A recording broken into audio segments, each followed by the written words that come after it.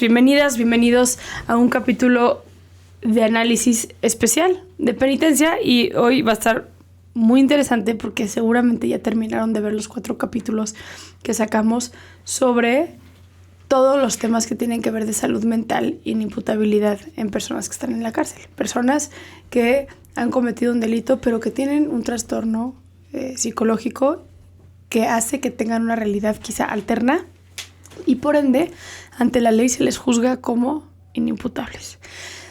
Hoy estamos con Edilberto. Gracias, Edilberto, por estar aquí hoy conmigo. Él está en Cisne, México, que es su clínica privada, donde hace trabajo de psiquiatra. Sí.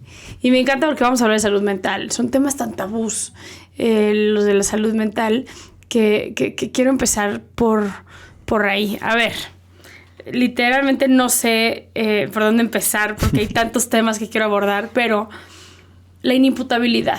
Uh-huh. ¿Cómo podrías descifrarle a la gente que entienda el concepto de la inimputabilidad? Eso tiene que ver, y bueno, qué bueno que se tocan estos temas. Los problemas de salud mental son increíblemente frecuentes en general. 1 de cada 5 personas en este momento tiene un trastorno de ansiedad, tiene una adicción, tiene un trastorno depresivo. No por eso, y hay que derribar esa frontera, tener un problema de salud mental te hace estar fuera de la realidad o te hace estar loco. Eso hay que decirlo así de claro. Pero hay algunos padecimientos que tienen una gravedad tal en el órgano en el que te hace tener contacto con el mundo, que es el cerebro, que te saca de la lógica, te saca de la realidad y te saca del contexto de lo que pasa todos los días. Cuando están en esos momentos y cuando se comete un crimen es que legalmente se abrió el término de inimputabilidad, pero es justo para esos casos. Hay que diferenciar, no hay que pensar que todos los problemas de salud mental, a veces las series, las películas en la televisión, pareciera que una línea clásica de los abogados es, si yo demuestro que estás enfermo de algo, entonces ya no va a ser el delito cargado a ti. Hay que pensar que hay condiciones especiales y resumiéndolas muy clarito es cuando tu estado no está en el contexto de juzgar como alguien que está psicótico, es alguien que tiene alucinaciones y que tiene ideas fuera de la realidad, o como pasa con las personas con demencia, que son los que su cognición no los hace juzgar, su capacidad intelectual de ese momento no los hace juzgar bien el mundo. Ahorita tenemos a la mano el caso de Bruce Willis, ¿no? Tiene una demencia frontotemporal en el nivel que él está avanzado ahorita. Él no es capaz de votar, de tomar decisiones, de comprar cosas, de gastar, porque ya no está en uso de sus capacidades. Ese sería el término de inimputabilidad. Ok. Ahora, vimos casos que están relacionados con esquizofrenia. Sí. Vimos casos que están relacionados con depresión severa. Vimos episodios psicóticos, vimos... Me gustaría ir tema por tema para entender qué es lo que pasó en la psique de esa persona cuando hay un trastorno de este. El primer capítulo fue Luis Alejandro, sí. Que todos ya lo vimos, que es una persona que falta con que veas 3 minutos para entender que está completamente fuera de la realidad. Correcto. Él está diagnosticado con esquizofrenia. ¿Me ayudarías a entender qué es la esquizofrenia y cómo funciona y qué efecto tiene en las personas? La esquizofrenia es una de las enfermedades reinas de la psiquiatría, probablemente con las que se fundó. Le pasa al 1.6% de la población mundial, no es tan frecuente. Generalmente da un poquito más en hombres, en edades, en hombres entre los 15 y los 25, en mujeres entre los 25 y los 30. Y empiezas por tener un diálogo interno increíblemente más rico que tu diálogo externo. Tu atención y tu concentración se centran en tus pensamientos y no en lo que está pasando afuera. constantemente nos los llevan a consulta a los 14, a los 15, a los 18, porque piensan que tienen déficit de atención, porque no se concentran en clase.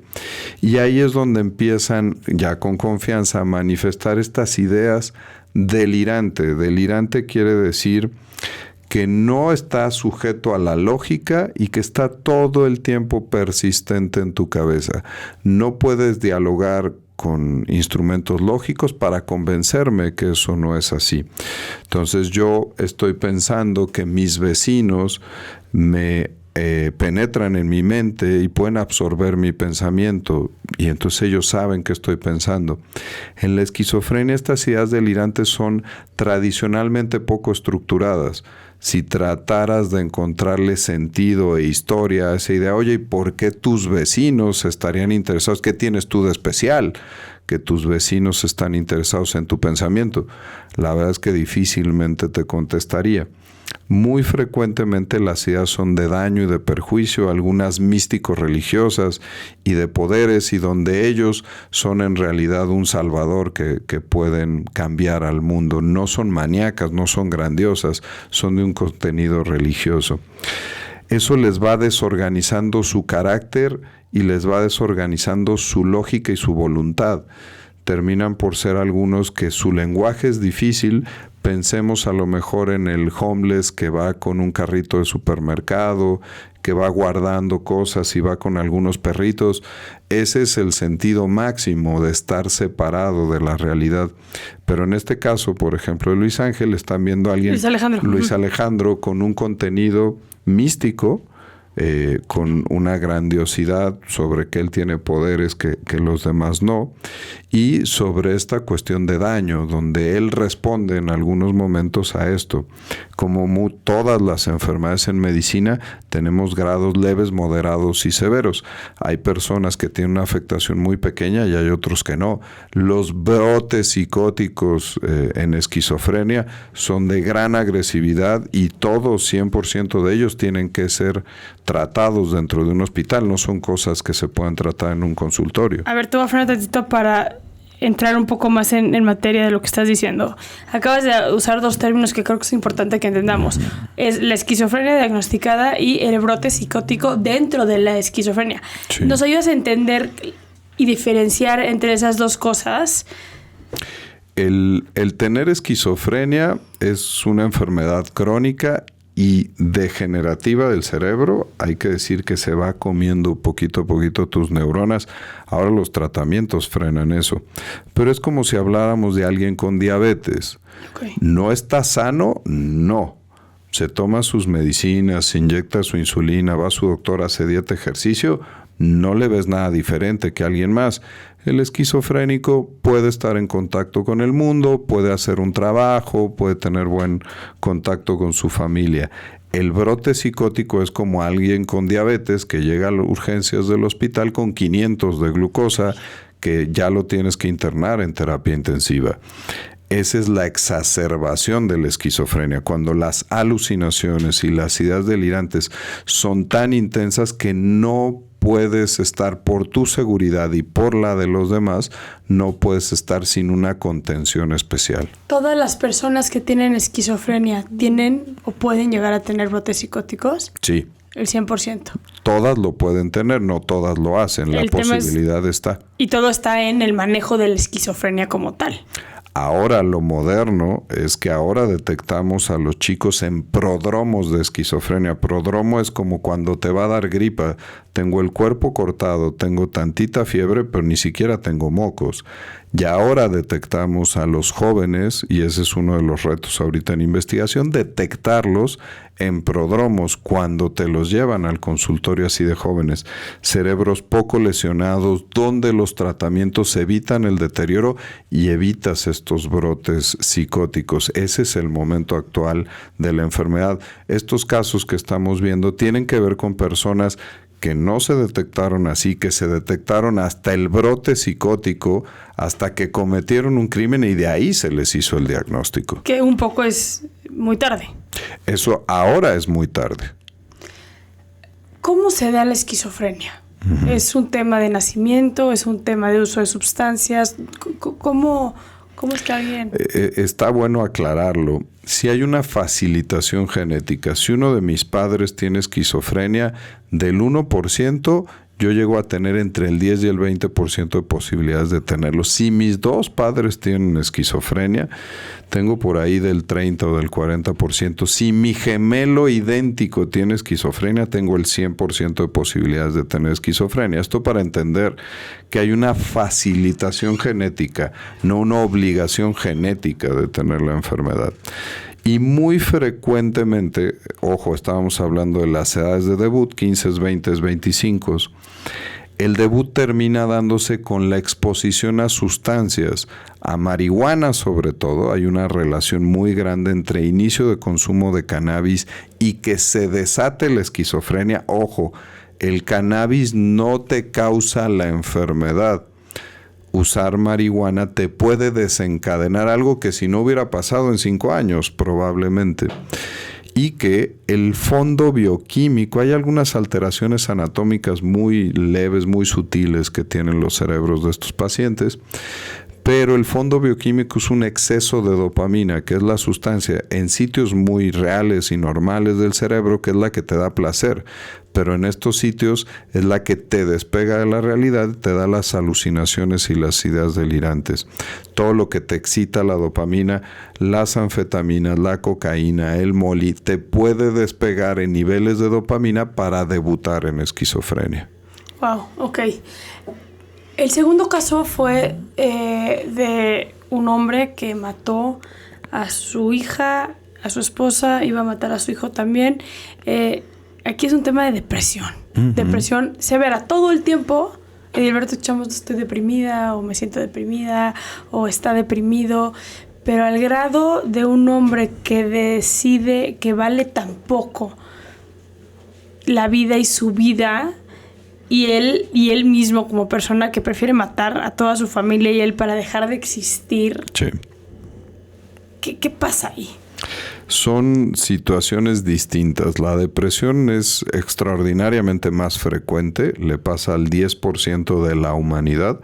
Hay 350 millones de deprimidos en el mundo en este momento. En México cerca de 12 millones, entonces no son poquitos.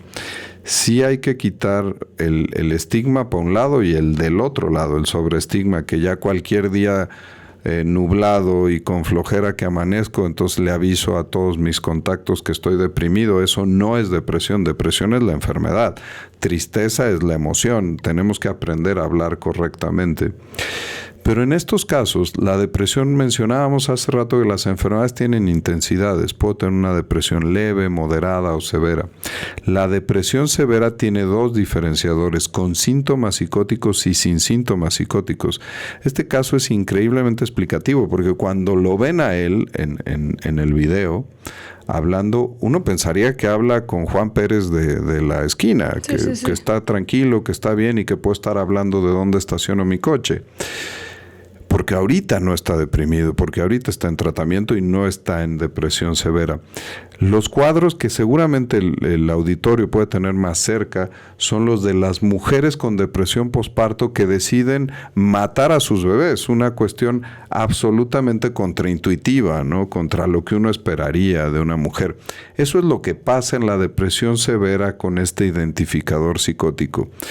Te despegas de la realidad como en la esquizofrenia, pero te despegas hacia el nihilismo, hacia el existencialismo, hacia el sufrimiento de estar vivo es tal que no vale la pena ni para mí y tampoco para los demás. Entonces este hombre, además de estar en un nivel de depresión que hubiera justificado en niveles anteriores al que tuvo hacer un intento de suicidio, él mucho más allá se despega de esta realidad y dice, ¿cómo voy a dejar yo en este mundo a otras personas que yo quiero que sufran de lo que se sufre de estar vivo? Entonces prefiero yo matarlos e inmediatamente me mato a mí, que parece que es la parte que ya no se concretó, ¿no? No para justificar, ojo, hay que entender que el hacer este movimiento y explicativo de cómo pasa esto no es para decir, bueno, tenía razón y qué correcto, y sí, yo a veces he pensado que el mundo es una mierda. Esto es mucho más allá de eso. Cuando decimos fuera de la lógica es que esa es mi realidad y no acepto ningún juicio al respecto. De ese nivel es la intensidad de la depresión que sufre este señor y este caso, donde verdaderamente lo único que le quedaba era actuar de esa manera. Imagínense eso ahora contra lo que te transmite en la entrevista, una persona completamente en sus cabales y bien cuando está en tratamiento. No dejo de pensar en el concepto del narcisismo, porque pareciera que en estas dos terminologías que acabamos de definir, que es el narcisismo y de la depresión severa, hay una cosa muy narcisista, ¿no? Yo esquizofrenia, yo súper poderoso, yo súper importante, o mi cerebro es mucho más inteligente o es mucho más interesante que todo aquello que me rodea. Y en este caso, el caso de una persona que dice: el mundo es tan feo que no quiero que mis hijos y mi familia vivan esto, pero también el mundo es tan feo que no quiero que ellos vivan sin mí. ¿No? Sí. ¿Hay una cosa narcisista relacionada o nada que ver? En el fondo, les mencionaba yo, la esquizofrenia es esto donde el mundo de afuera no es mi mundo interno. Y entonces no me importa que haya una guerra allá afuera, que haya un huracán. Me importan mis pulsiones, me importa la posibilidad de daño, me importa que hablen de mí, me importa que transmitan y que lean mi pensamiento. El fondo sí es un yo, y un yo en términos psicológicos sí con cierto contexto narcisista, pero en el entendido del narcisismo de prefiero yo lo mío por sobre los demás, no aplica en estos casos. El que tiene esquizofrenia es alguien que completamente su mundo es el mundo interno, no es el de afuera, y el que está despegado psicóticamente en la depresión es verdaderamente el grado máximo de pesimismo y de negativismo, donde lo hago, incluso si lo quieren ver así, como un acto de amor. Claro. Un amor máximo por los que quiero, que no quiero que vean lo jodido que yo la estoy pasando. Entonces es más por eso, no por un tema de yo soy tan importante que si yo me voy a ir de este mundo, entonces joden los demás y se van conmigo, ¿no? Quiero también que nos metamos esta cuestión de no hay nada, porque ahorita que lo decías, me identifiqué cuando estaba yo con Luis Alejandro, era como, ¿cómo le demuestro lo contrario a lo que está queriendo decir, ¿no? Y soy una mujer atea, soy una mujer de ciencia, pero hay algo, pues, si yo te digo toca esta mesa, pues lo estás tocando y estás sintiendo algo en tu mano, ¿no? Sí. ¿Qué pasa en la cabeza de las personas esquizofrénicas que por más que trates de enseñarle con evidencia lo contrario a lo que están sintiendo, pensando, lo que sea, no lo pueden tangibilizar como tal? Es que por eso es una enfermedad, si no sería una cuestión simplemente de diferencia de opinión, donde te puedes sentar en un café a discutir con amigos de quién vota por un partido y quién vota por el otro. Pero al final eso es una opinión. Estoy hablando de ciencia. Esto es tu realidad. La realidad de Luis Alejandro es que él cree que puede mover los mares, él cree que puede mover el clima y esa es su realidad. Tú no lo puedes convencer a alguien. Su mesa es que él puede hacer esas cosas. Realmente él, y seguramente lo intentó en la entrevista, él trataba de convencerte de su realidad, porque es la que él tiene. La mesa que tú le estabas tratando de mostrar, esa no entra porque no está en su mundo. En su mundo está lo que él piensa. Pero hay momentos, supongo que la pregunta es, ¿hay momentos en los cuales podrías... O hay alucinaciones puntuales? O, por ejemplo, si él me dice, es que yo soy el señor de los mares y me puedo parar en el mar y dividir el mar. Sí. ¿Qué pasa si lo llevas físicamente al mar y le dices, divídelo? ¿Él ve que lo está dividiendo? O sea, en su cabeza hay una alucinación. Seguramente no lo va a intentar, pero él va a creer que lo puede hacer. Sí. ¿Y no lo va a intentar por qué? Porque se terminan frenando. ¿Te acuerdas que yo te decía que sus ideas delirantes son desestructuradas? Uh-huh. Tú lo estás juzgando como si hubiera toda una explicación sistemática detrás de esto. Entonces él es el señor de los mares, entonces él podría abrir el mar y cambiar la distribución geográfica del mundo y gobernar al mundo.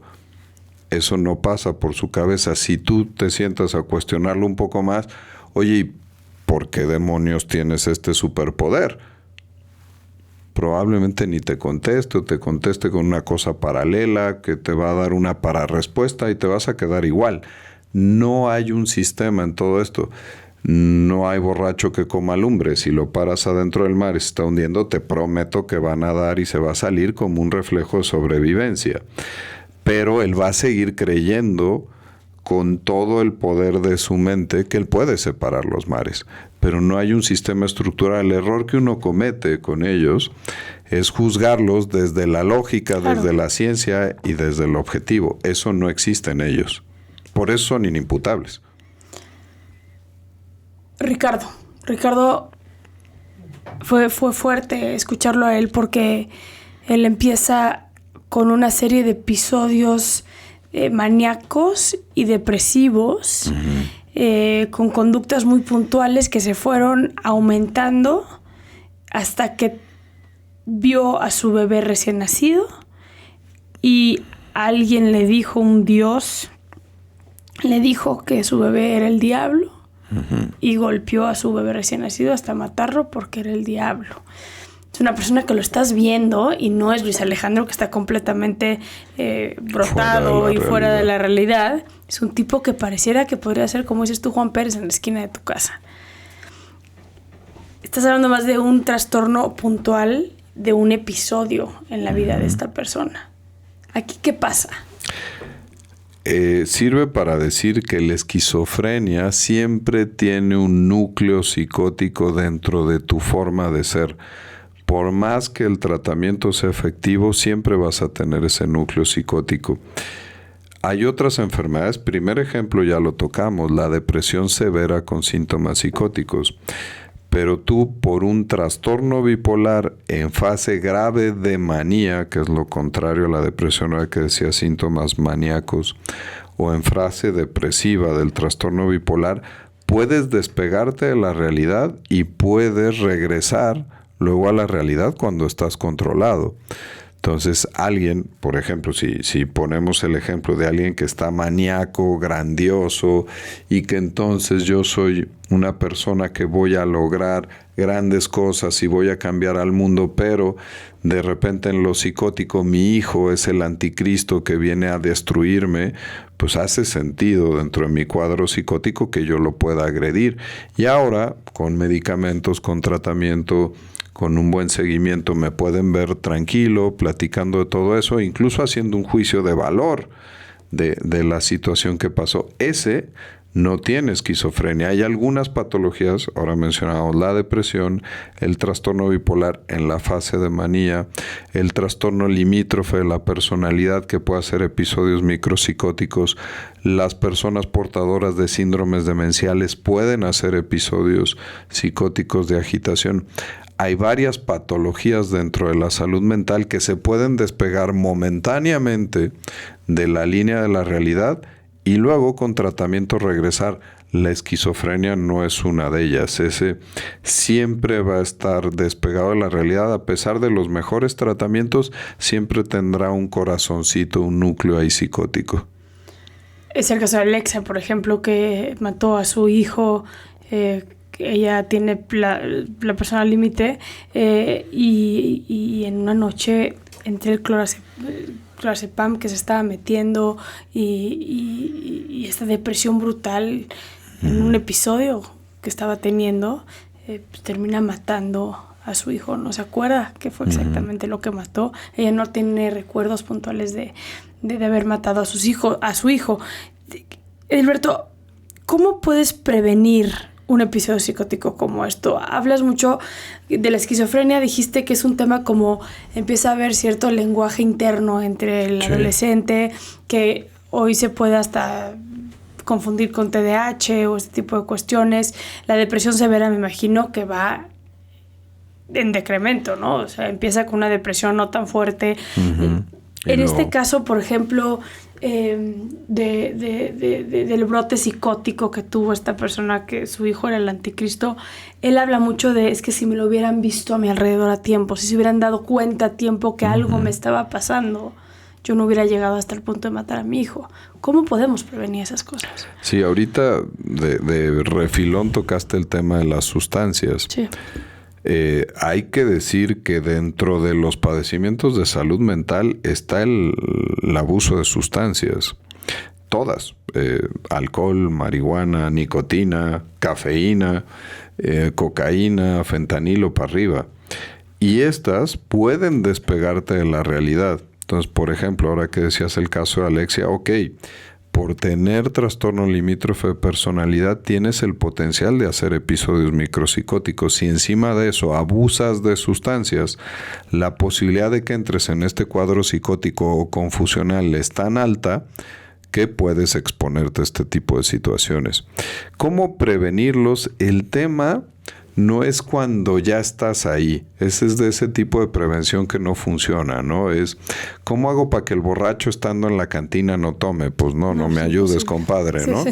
El tema es, primero, concientización, lo estamos haciendo ahora, saber que las enfermedades de salud mental están y que son las que más deterioran la calidad de vida de las personas. De repente nos paramos a pensar, los infartos, el cáncer, la esclerosis múltiple, qué jodido, ¿no? Qué jodida es la vida. El cáncer. Lo que más te jode la vida a nivel de medición de satisfacción es la depresión. Es la enfermedad que más te deteriora la calidad de vida. Entonces, decir que estas cosas existen, que no es magia, que esto está en un órgano que está ahí en el cerebro y que no surgen ni por un castigo divino, ni por algo que no puedas evitar. Está bien, está la genética. Tienes genética para estar deprimido, tienes genética para bipolar, para demencias, pero tienes la responsabilidad de todo lo que sí es prevenible. El cerebro es un órgano. Si no lo golpeo, si le doy un buen aporte sanguíneo, si llegan bien los nutrientes, si no se tapan de colesterol, triglicéridos y azúcar, si lo ejercito con un buen funcionamiento intelectual, trabajándolo todos los días, si lo cuido con un sueño reparador, haciendo ejercicio, aprendiendo técnicas de meditación y de control del estrés, mi cerebro se va a enfermar menos. Ahí es donde podemos prevenir un episodio psicótico. Si tú me dices a alguien que debutó ya con trastorno limítrofe, con trastorno bipolar, pues bueno, esa es la prevención secundaria. Ahí es, quítate el estigma. Hay un especialista que trata este tipo de cosas. Se llama psiquiatra, es un médico que a nadie le da cosa irse a atender una coronaria tapada con el cardiólogo. Pero pues si yo tengo que ir al psiquiatra, entonces sí me da cosa. Existe un especialista que se dedica a esto y que el adecuado control de tu enfermedad, algunas son crónicas, otras son agudas y se curan, la depresión se cura. Ese adecuado control va a ser el éxito para que no hagas crisis. Ahorita te ponía el ejemplo de la crisis de glucosa, pero es el mismo que hace una crisis de migraña o hace una crisis hipertensiva. ¿Cuál es el secreto? Llevar bien tu tratamiento. Este hombre decía, si me hubieran dicho, si me hubieran visto, si me hubieran detectado a tiempo, un poquito su entorno y otro poquito él. Cuando ya estás en un evento de crisis aguda psicótica, necesitas de tu red de apoyo que te ayude. Pero ojo, antes estás en perfecta capacidad de ti de darte cuenta que algo no está bien y tienes la responsabilidad de buscar ayuda. Estamos en un momento del mundo, y es de lo bueno que dejó la pandemia, donde todos, si no sufrimos, tuvimos a alguien cerca que tuvo un problema de salud mental. Entonces ya el tema de conciencia en salud mental, me gustaría decir que ya lo tenemos que empezar a brincar. Ya no queremos ver a pacientes enfermos, quiero ver a personas que quieren prevenir y que quieren no llegar a este tipo de cuadros. Si alguna moraleja puede servir de estos casos que presentaste es, oigan, ¿se sintió feo? Sí, híjole, esto tiene un camino y en ese camino hay muchas oportunidades para actuar. ¿Qué recomendación hay puntual para actuar con esta prevención de la que estás hablando? ¿Darte cuenta de algo o simplemente llevar un estilo de vida que te haga que prevengas estar ahí? ¿O qué tipo de prevención estamos hablando? La prevención primaria que decíamos es la de cuidar a tu órgano, que es el cerebro. Reitero, bien importante, puedo tener la genética, pero si iba a explotar mi trastorno bipolar a los 35 y me eché una adolescencia de fiestas, consumos y poco cuidado de mi cerebro, pues me va a debutar a los 20. y con una intensidad diferente. Eso se llama prevención primaria. Prevención secundaria en medicina es cuando ya tienes declarada la enfermedad y tienes que hacer tu seguimiento correcto. Que es el diabético que dice, bueno, pues me cortaron una pierna, tengo insuficiencia renal, maldita diabetes. No, maldito tú, que cuando te diagnosticaron la enfermedad no te cuidaste en prevención secundaria y tú pensabas que los medicamentos y la insulina te hacían adicto para todo esto. Igual acá, ya es un estigma que tenemos que poner sobre la mesa en salud mental. Me da mucha risa que vienen al consultorio y les recetas un antidepresivo. Oiga, doctor, pero no mames, me va a hacer adicto al antidepresivo. Pero toman 20 suplementos alimenticios, hacen ceremonias de ayahuasca y toman microdosis de psilocibina y eso no los hace adictos, ¿no? Entonces se preocupan más de un medicamento controlado, hecho, probado por todas las instancias regulatorias y no por todas las tonterías que se meten, ¿no? Entonces esa es la prevención secundaria. Si ese mensaje queda ahí permeado, oigan, no tienen nada, ojo, hagan prevención primaria, cuidan su corazón, ok, cuida tu cerebro. Y prevención secundaria, si ya tienes algo, no te hagas güey. Los tiempos en el mundo para un deprimido del primer síntoma al primer doctor pasan 2 años. En fibromialgia de un síntoma doloroso al primer doctor son 10 años.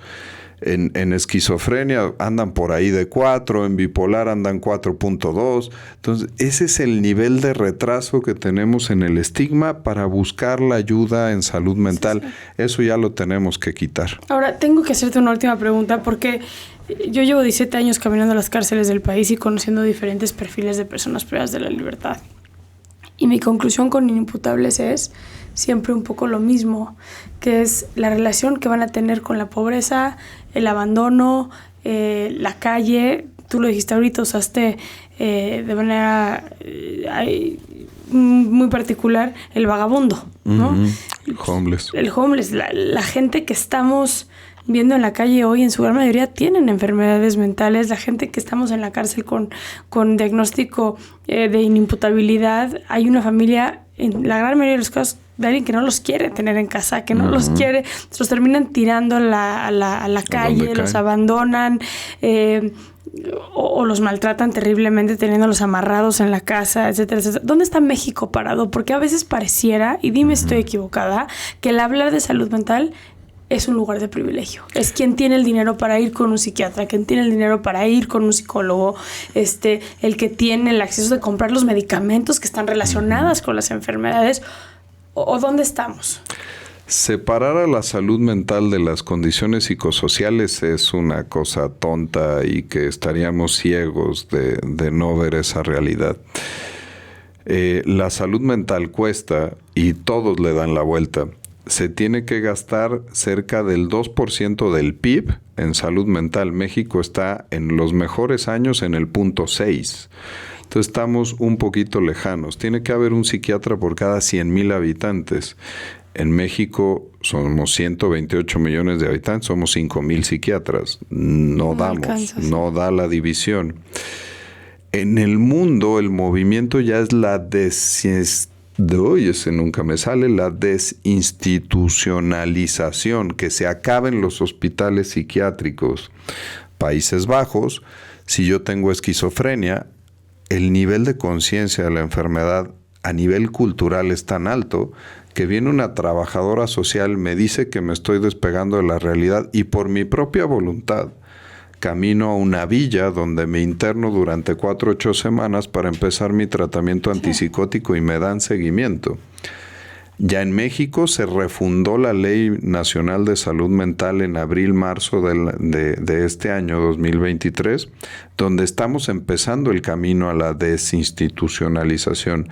Los expertos en salud mental, ahora en la formación tenemos que salir a las comunidades y ahora el objetivo es que estemos en la iglesia, estemos en el club deportivo, estemos en la escuela, viendo a las personas, a los niños, a los adolescentes que están empezando, porque, ojo, el 50% de los padecimientos de salud mental empiezan antes de los 15 años. Entonces, ahí es donde tenemos que poner el foco. Pues había que empezar, ya se empezó. Si me dices si estamos jodidamente lejos, pues estamos lejos, pero había que empezar. Pero hay temas tan candentes como el que los seguros de gastos médicos no cubren gastos psiquiátricos. Sí. Eso ya es parte de la lucha que hemos tenido a nivel gremario, sociedad, para las instancias tomadoras de decisiones, para que cambien ese tipo de cosas.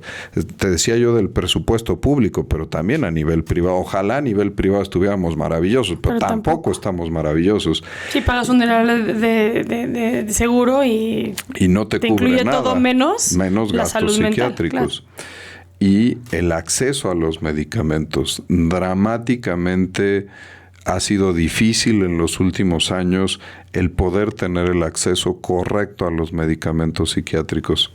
Entonces, sí, si se fijan, el panorama tiene varios escenarios. Hay que salir a las comunidades, hay que ir a prevenir. Ya no queremos tratar, queremos prevenir. Y si hay que tratar, hay que empezar a caminar este camino de conciencia en la salud mental, donde las personas lo vean como parte de tu cuidado normal de salud y que así esté todo el entorno, el público, el privado. A nivel público, que tú puedas tener un acceso a una consulta con un psiquiatra, en el mejor escenario te toma 4 a 6 meses, donde pues ya tu depresión ya se empeoró terriblemente y ya te corrieron del trabajo. En Chile, si tú tienes depresión, tienes 3 meses de incapacidad. Aquí en México, pues ni de broma. Ni uno. Entonces, ya se está caminando ese tema. Estamos en armonización con otras leyes a nivel mundial, pero estamos en proceso de... Como en todo. Alberto, sí. Gracias. Gracias por estar con nosotros hoy. Me era muy importante que estuvieras tú porque a veces sacamos con mucha ligera este tipo de capítulos y hablamos de tipo de capítulos sin el trasfondo. Y creo que a quienes nos están viendo les acabas de dar todas las herramientas para tener mucho más conocimiento de lo que es eso y por ende te lo agradezco muchísimo. No, gracias a la orden. No, gracias.